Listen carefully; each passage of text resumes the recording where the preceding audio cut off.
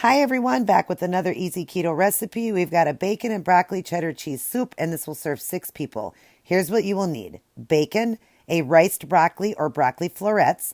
You'll need a cheddar cheese sauce, and I'll show you the can through the video.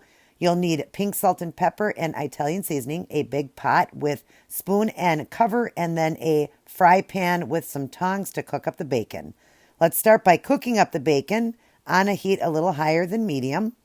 And then we're going to start our soup as well. You're going to pour in the entire can. There's the can there.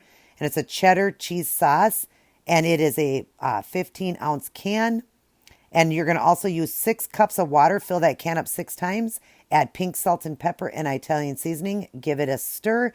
And then we're going to turn it on a heat that's going to bring it to a boil. So I did it around 7.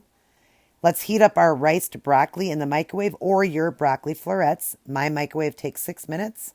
And you'll see it's in the microwave here. When your bacon is done, lay it out on a lined plate with a paper towel just so it can drain. And then your soup, once it comes to a boil like that, you want to break up your bacon. It'll be cooled off. Break it up and throw that into your soup mix. And then the whole bag of the riced broccoli, and that was a 10-ounce bag, I believe. Or you can use the 12-ounce bag of the broccoli florets. And that also would be much better. I just didn't have that. And then give it a good stir. Turn it to a simmer. And cover this and let it just, continue to bring all the flavors together. Kind of stir it in between. The very end, give it a good stir and it's ready to serve up. Here is the bowl right here. And each bowl is around 2 cups. And it would be 6 net carbs a bowl. And this was delicious. Again, I would add the broccoli florets though. I just didn't have any on hand.